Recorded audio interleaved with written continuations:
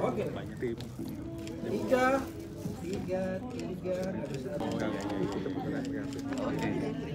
Ya, makasih ya,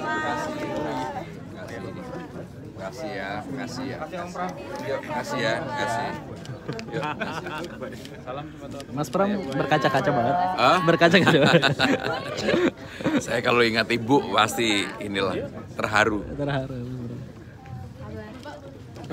Kamu ikut nonton? Ikutan dong Pak, dikabarin Atta. Makasih ya. But 200 years before that, there was an older tale.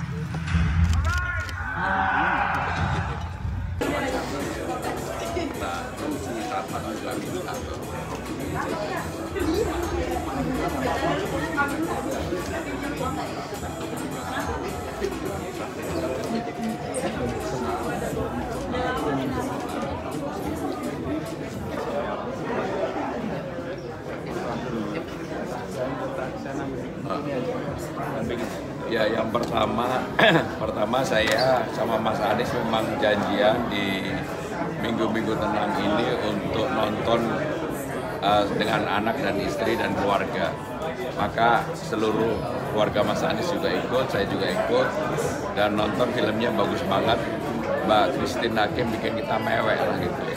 Saya kalau udah ibu memang nggak tahan, tapi kalau yang lain diantemi pun tahan gitu. Jadi filmnya bagus banget dan kami bersyukur bisa nonton filmnya Mbak Christine Hakim malam ini.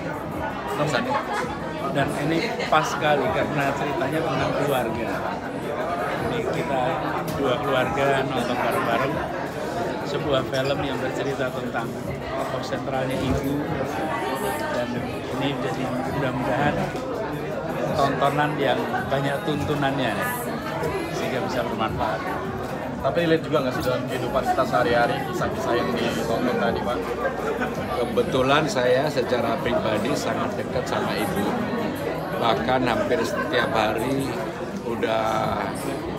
ini pun saya setiap hari pasti telepon ke ibu. Jadi tadi kalau saya agak terharu karena ingat ibu saya.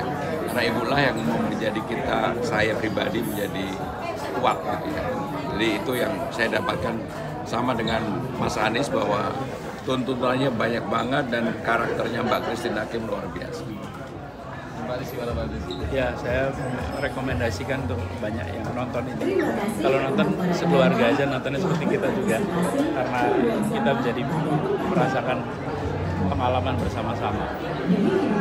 Kita semua merasakan peran sentral ibu, dan film ini mengingatkan untuk kita lebih memperhatikan ibu kita. Mungkin momen dari cerita yang mana sih yang bikin nangis? Mungkin dari kalian berdua, Pak. Yang sebenarnya momen-momen yang mengharukan itu banyak di dalam film ini. Dari mulai awal saja, pada saat ibu ulang tahun, anak-anak itu lupa. Itu seakan fenomena yang sering terjadi di mana-mana. Dan itu mengharukan bagaimana ibu sendirian di rumah gitu ya, anak-anaknya sibuk gitu. Sampai di akhir itu penuh dengan momen-momen pengingat tentang bagaimana seharusnya kita di perkotaan dengan segala macam kesibukannya lebih memperhatikan pada ibu. Jadi film ini penuh dengan sentuhan hati untuk lebih mengingat dan berbuat untuk ibu. Dan zaman sekarang penting banget nggak sih Pak, film seperti ini harus digaungkan? Menurut saya ini film luar biasa ya. Ketika individualistis di Jakarta terutama itu sangat kuat sekali. Jadi momen-momen kita membutuhkan ibu itu terasa sekali ketika nonton film ini.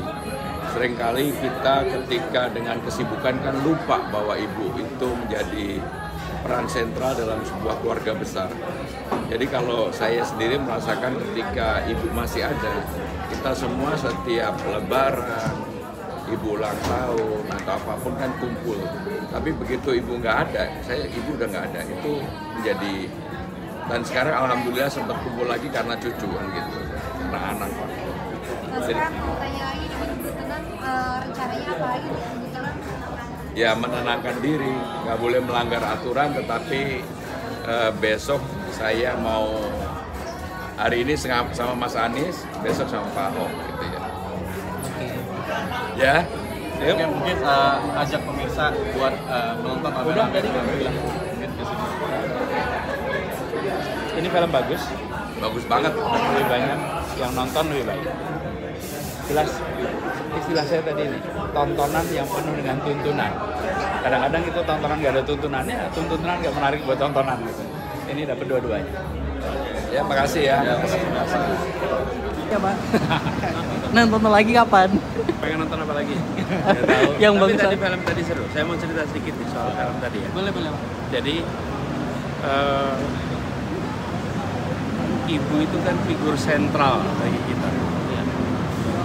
Tetapi dalam kenyataannya, ketika anak-anak sudah mulai sibuk, posisi sentral ibu itu ada di dalam hati, ada dalam pikiran, tapi tak selalu ada dalam kegiatan. Kegiatannya tidak mencerminkan perasaan dan pikiran. Bukan tidak memikirkan, kan cerita tadi anak-anak itu bukan tidak memikirkan ibunya kan. Hatinya pada ibunya, pikirannya pada ibunya. Tapi ketika sampai pada waktu, sampai pada kegiatan, kurang. Nah, ini adalah film pengingat sebenarnya buat kita semua. Pengingat bahwa kita harus dalam kegiatan menyesuaikan dengan kecintaan kita pada ibu. Dan yang menarik, ibu itu tidak pernah berkeluh kesah. Anak-anaknya datang terlambat pun di hari ulang tahunnya, itu ibu memaklumi aja. Jadi memang cinta ibu itu tanpa batas. Cinta ibu itu tidak ada ujungnya. Film tadi menggambarkan. Jadi saya kalau tadi kan ditanya Pak Anies terharu, ya, saya bukan hanya terharu atas sebuah momen, tapi saya merasa dapat pengingat bagi kita semua.